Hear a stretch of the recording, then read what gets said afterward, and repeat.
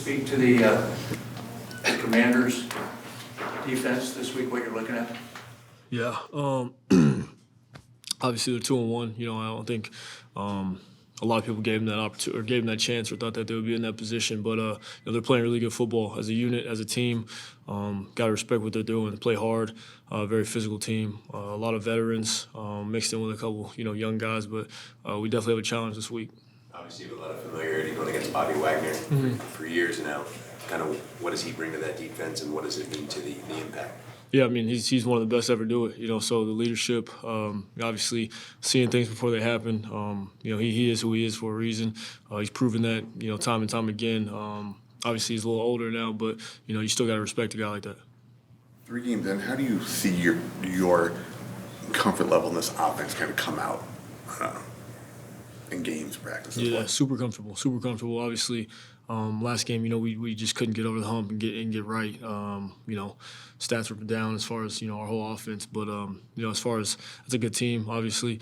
I think through the first 3 games, I'm really encouraged where we're at. Obviously, we can be better and we will get better, but I'm definitely we've done. We've had today was a good day, and that's the main goal is to get better this week and go out there and execute on Sunday. When you're going through a game and the run is a little bit more of a tough sledding situation, does that enter your mind as you guys kind of go through it? Do you know this, or are you so focused on whatever Drew's calling and what you got to do next that you're not thinking, this isn't going well today? Are you saying am I focused on how the feel of it? Yeah, the feel of can you tell okay, the run game's not there? Yeah, everybody everybody can kind of sense or feel what's working and what's not working. But at the end of the day, obviously, Drew's the one calling the play, so it's up to him and what he's feeling, and it's on us to go out there and execute. Obviously after the game, we go back and look at things that maybe we should have did this or we should have stayed with this or those are all what ifs. But during the game, as players, it's our job to go out there and execute. There were several plays, Kyler, on Sunday that was just this close to happening. When you does that make it more frustrating or more encouraging that you were this close away from kind of having a good day? Yeah, I'm over it. It was definitely frustrating because you feel like you said, everything was just 3 inches away or 4 inches here. It was just super close all day, and we didn't connect, and that's the unfortunate part. But again, we got to move on, and got another opportunity this weekend. One you did connect on was the Marv touchdown pass. What went into that being a successful play? Was it matter just him outrunning the defender there, or is it play design? What do you think made that? A little bit of both. Obviously, we got what we wanted. Marv did a great job, running his route, separating. O-line protected and gave me enough time to get him the rock. Can you give this team and Nick any kind of insight over what they might see from Cliff? Nah. What's it going to be like seeing him? What do you mean? I've seen him since. Yeah, I've seen him since. Just out about. What do you think it'll be like kind of facing him, as competitors? To be honest, man, and I'm completely honest, it doesn't. I've done it before. I've competed against, him before, many other coaches that I've been coached by. Doesn't really affect me. My goal is to go out and win the game. What are some of the major differences between the offense playing under Cliff and now playing under Drew? Two different systems. Obviously, one, more relying on other things, and another one more relying on other things. You guys have had a couple of second halves against Buffalo and then last Sunday against the Lions where things just didn't click all the way on offense. I don't know how you wanted me to answer that. You know why? Is there a reason why that's happening in the second half? I didn't hear a word you said. You did? No. I'm asking. My fault. And that's okay. I'm asking about the second half against the Bills, the second half against the Lions. So the offense just didn't click. Is there a reason for that? It's got to be better. Have you gotten the opportunity to watch Jaden Daniels at all this year? And if so, what are your thoughts? I watched the last game, obviously Monday night. He balled, he did his thing. Yeah. Kind of a random question, but have you considered ever wearing a Guardian cap in games? And if not, why not? No, I haven't. don't really like the way it looks. But I'm all for protection and stuff like that. But I mean, I've played the game of football my whole life. Try to protect myself within the game, but yeah, I don't think I'll be wearing one. Is that something you think about in a game, trying to protect yourself from being hit in the head? I mean, do you think about that during practice, during games?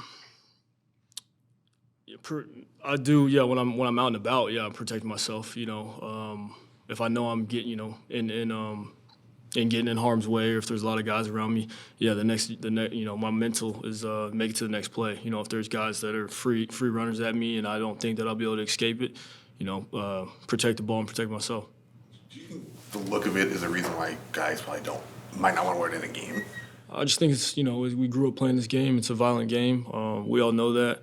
I mean, part of it I feel like is a manly thing where some guys just won't do it because it may look a certain way or people may think a certain thing about them. But no, I just think guys don't want to wear them. You've gotten a pretty positive reception for the YouTube vlogs you've been putting out. How cool is that to kind of give people behind the book scenes, that kind of like what you do on a game day or other things like that? Yeah, I mean, it's just you giving a little insight on what's actually real and what's going on. I look forward to doing more of that. How much was that in the works before you finally decided to start publishing them? Happened pretty quick. You've gone against a Dan Quinn defense before. What you're seeing from the Washington defense looks pretty similar to kind of what you've seen in the past. Yeah. Obviously, coaches, scheme to scheme, they're going to take their scheme and do what they do. And I think, we'll have a good game plan going into it. Obviously, it's on us to go out there and execute. They might have some wrinkles, who knows? But whoever executes better on Sunday, probably come out victorious. We don't know what's going to happen with Trey the rest of the week, but obviously he's become a valued receiver for you. Does that impact much for you if he can't go? Obviously, that hurts us. It hurts us that he may or may not be, at the game or in the game. But for me, I got all faith in Elijah and Tip to step up. Do you have an idea of what this team is already through 3 games offensively, or do you need 4 or 5 games to kind of get a sense of your identity offensively? No, I feel like we know who we are. And I think we've played 3 really good teams, and we've been in every single game. We just got to continue to get better. 3 games in, how do you feel like your relationship, your rapport with Michael Wilson has grown from last season?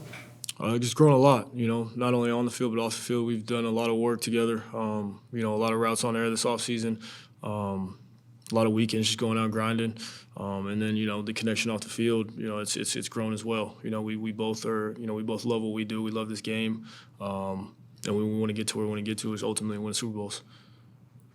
Whether it's the Heisman or when he was here at Arizona State, did you have any? I met him. I think the first time I met him, it was at the mall, and he was at ASU, and yeah, I met him there, and then ever since, just kind of obviously followed the transfer to LSU, and yeah, he's done his thing ever since. So I always love to see a guy like that, who kind of, I remember him getting a lot of scrutiny from his teammates and stuff like that when he left, and for him to come out on the other side of it, it's always good to see because I kind of had a similar thing, transferring from A&M to OU. So, yeah. Randomly running over? Yeah, it was random.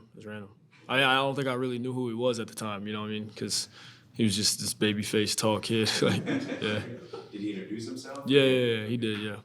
And you guys had a good rapport and stuff Yeah, like that? yep. Always, respect his game.